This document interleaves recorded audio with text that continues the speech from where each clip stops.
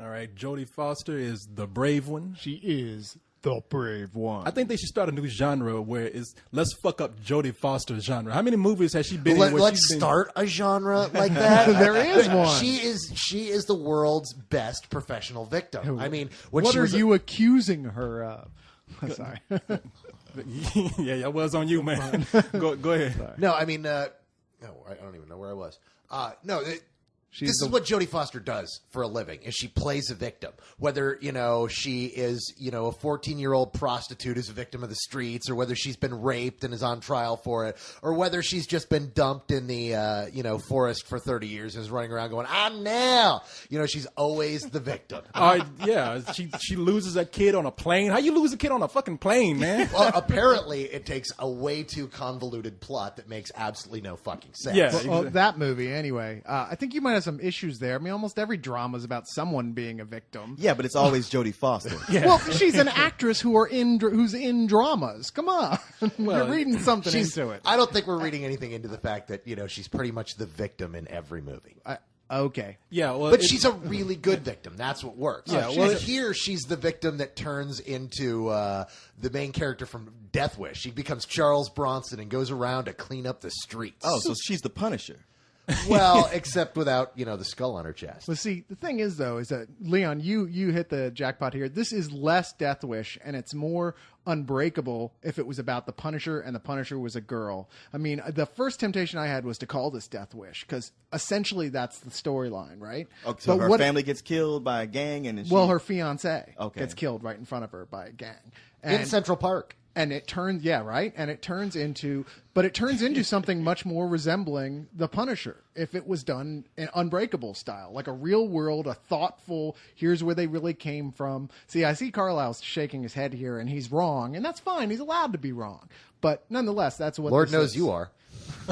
What would you know about what the Lord knows? Now, what is this with these gangs killing people? I know gangs like to steal and make money, but didn't this just happen to Kevin Bacon? Yes, just last week. And you know what? Here's the funny thing: it's like they got to make the gangs white now because it's too PC. It's not very PC to make them black. Oh, I mean, not but here. In this town, everybody's gone crazy, right? In this movie. Oh no, it's a Mexican gang. Yeah, they're Mexican. It's they're Mexican or Puerto Rican or something. They're Latino, and they jack the crap. Now arguably they jack the crap out of an Indian dude, because Jodie Foster's boyfriend is the guy from Lost. The guy from Lost who plays an Iraqi from Lost, but he's actually an Indian from Britain, and that's who he is here. So, so it's Naveen Andrews. That's right. Sure. Use a brother's name. Yeah, Naveen. He's that dude from Lost, and everyone knew who we were talking about. Yeah. No, I know it's the code that you white people have to use. I know the brother's name. Captain IMDb 5 minutes before he got here. Go ahead.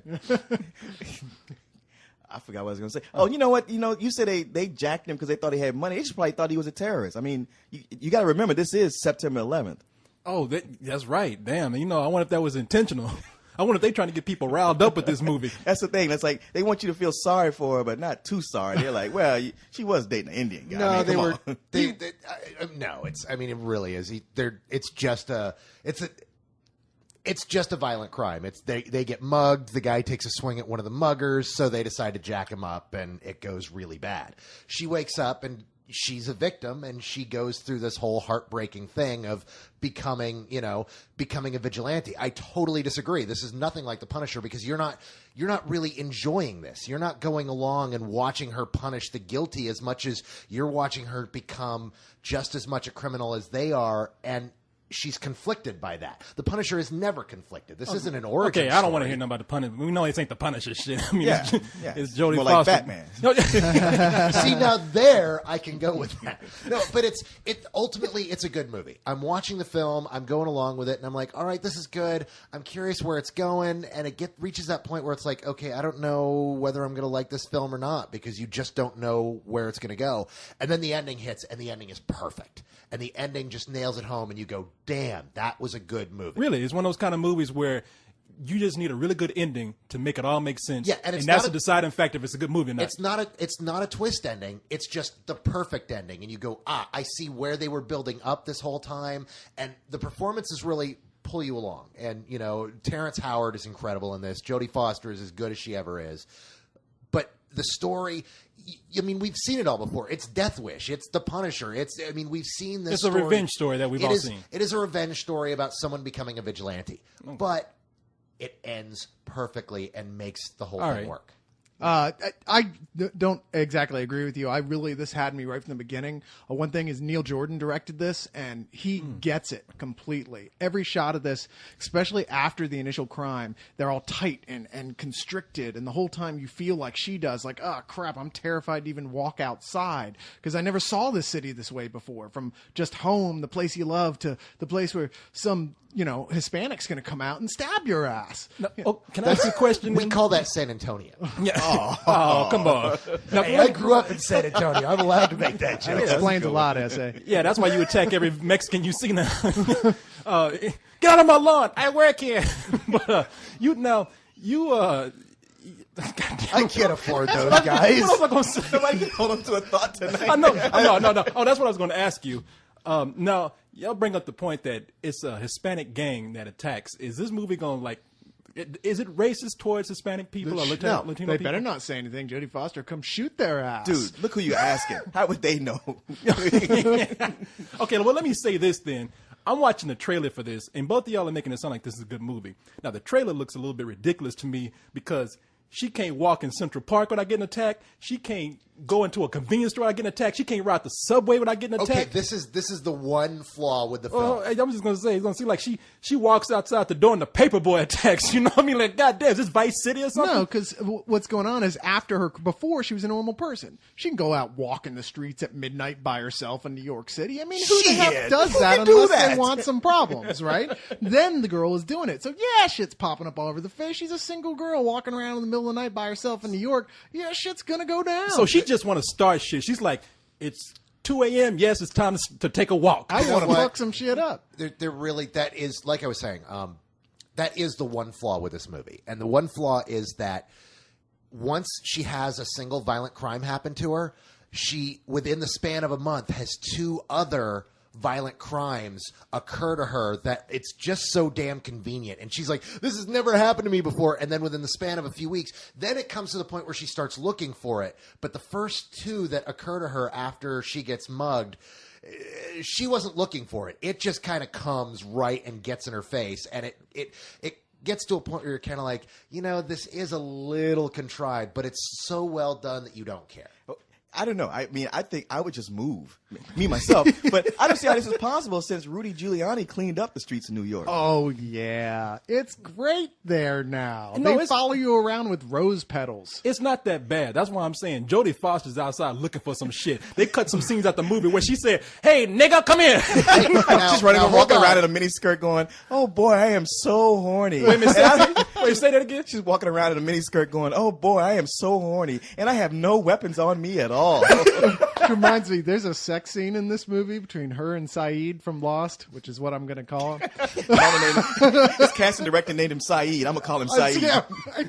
And it's like such an obvious, blatant cut to this body of a girl who's clearly not Jodie Foster because she looks like she's about 19. You're like, wait a minute. I recognize those tits, and those aren't Jodie Foster's tits. I figured they just did it because she couldn't stand to be with a man. Yeah, right. Well, but the Oh, thing is, damn. she makes out with this guy over and over again in this movie. There's lots of flashbacks of them giving each other tongue. And Well, you're that like, dude Saeed does have a ponytail, right? So he could have conveniently put a beard on a girl for those shots, right? True. It's Star Jones. I